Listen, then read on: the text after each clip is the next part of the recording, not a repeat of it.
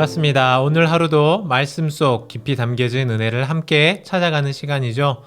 은혜를 수다를 통해 하나님이 우리를 위해 준비해 두신 값진 은혜를 함께 발견하기를 소원합니다.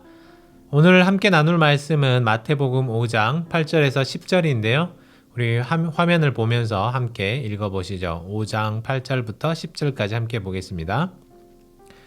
마음이 청결한 자는 복이 있나니 그들이 하나님을 볼 것이요 화평하게 하는 자는 복이 있나니 그들이 하나님의 아들이라 일컬음을 받을 것이며 의를 위하여 박해를 받는 자는 복이 있나니 천국이 그들의 것임이라. 아멘.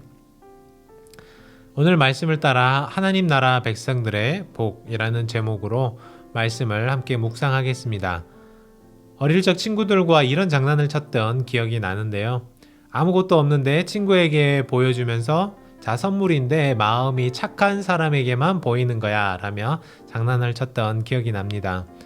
여러분들은 어떠십니까? 모든 게 잘 보이십니까? 안데르센의 동화 중에 이런 제목이 있었죠. 벌거벗은 임금님이라는 동화를 보면 허영심이 많았던 이 임금님에게 옷을 좋아하는 이분에게 사기를 치기 위해서 제단사가 거짓말을 했습니다. 자기가 정말 신기한 옷을 만들었는데 이 옷은 진짜 바보에게는 보이지 않는 그런 아주 특수한 소재로 만들어진 옷이라고 말을 했습니다. 이 임금님은 이 말을 듣고 그대로 믿고 속아 넘어가면서 자신이 바보라는 소리를 듣기 싫어서 보이지도 않는 그 옷이 잘 보이고 너무 멋있다고 말하고는 사람들 앞에 나섰다가 벌거벗은 임금님이라는 놀림을 받았다는 이야기였습니다. 오늘 8절 말씀을 보니까요, 이런 말씀을 하고 있어요. 마음이 청결한 자는 복이 있나니 그들이 하나님을 볼 것이며. 어떻습니까? 여러분들은 지금 눈앞에 하나님이 보이십니까? 안 보이면 큰일인데요. 마음이 엄청 더럽다는 얘기잖아요.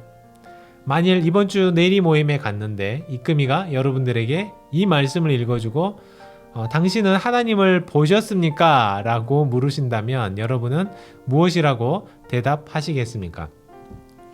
그런데요, 저도 큰일입니다. 저도 하나님을 본 적이 없거든요. 하나님이 어떻게 생기셨는지, 어떤 모습이셨는지 너무 궁금한데 저에게도 보여주신 적이 없습니다. 제가 오늘 말씀을 준비하다가 시편 11편 7절 말씀을 보게 되었는데요. 거기에 이런 말씀이 기록이 되어 있더군요.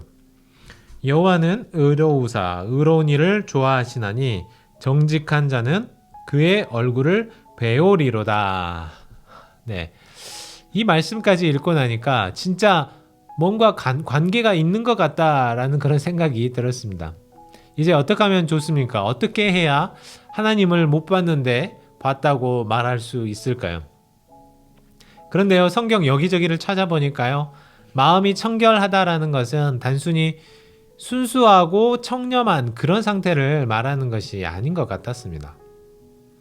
마음이 깨끗한 상태가 도대체 어떤 상태인지 살펴보니까요, 구약 성경에서 그 단서를 아주 조금 살펴볼 수 있었습니다.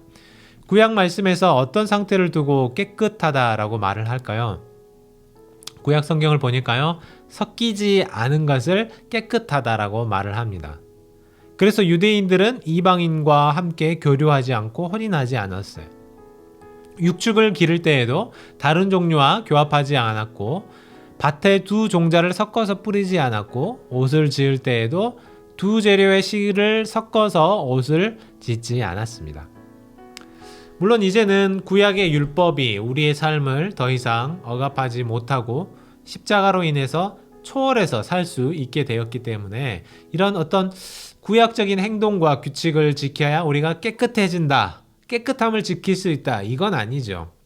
그러나 그 법칙 속에 우리에게 주셨던 이 정신을 생각해 볼 필요가 있다는 것입니다.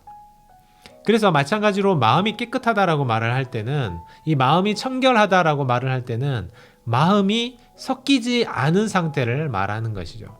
두 마음을 갖지 않는 것입니다.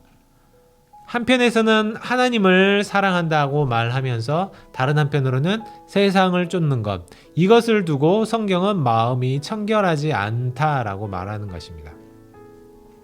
여러분, 우리가 부부 관계가 깨끗하다라고 말하는 것이 어떤 의미이겠습니까?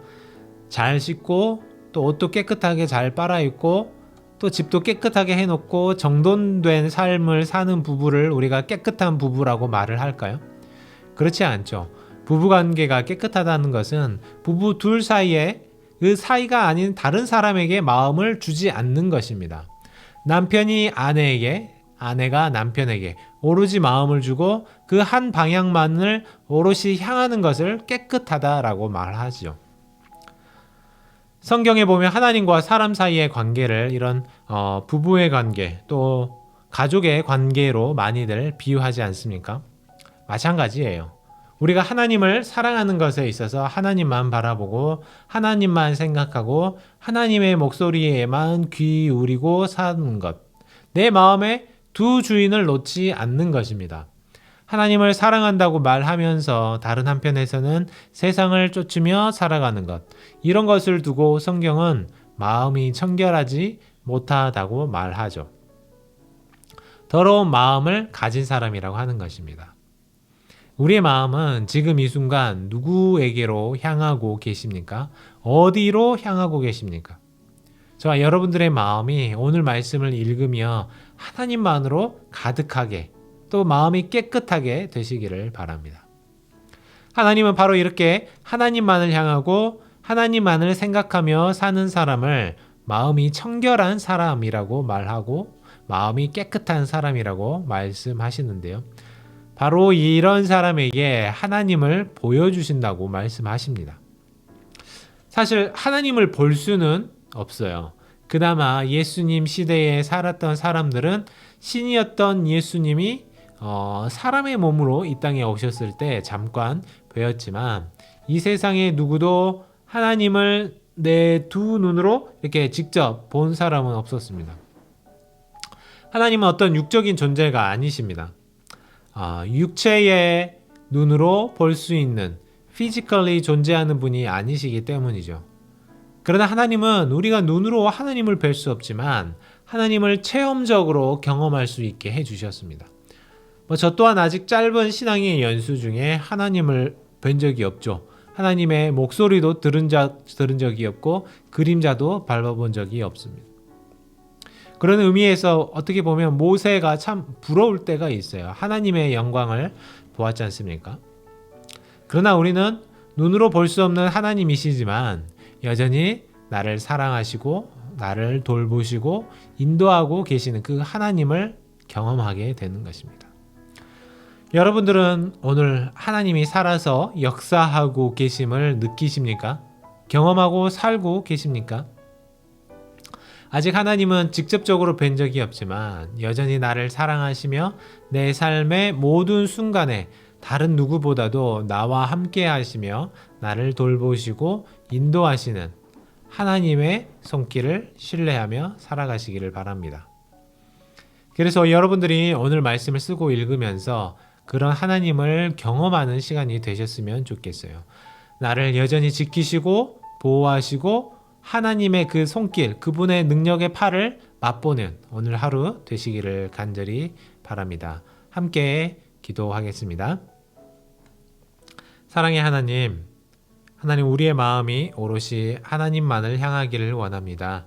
세상적인 것과 하나님을 함께 마음에 품고 살아가는 그런 죄를 범치 않게 하시고 내 심령이 오직 하나님으로만 채워질 수 있도록 인도하여 주시옵소서. 이 모든 말씀 우리 주 예수님 이름으로 감사하며 기도합니다. 아멘. 네, 계속해서 함께 기도하겠습니다.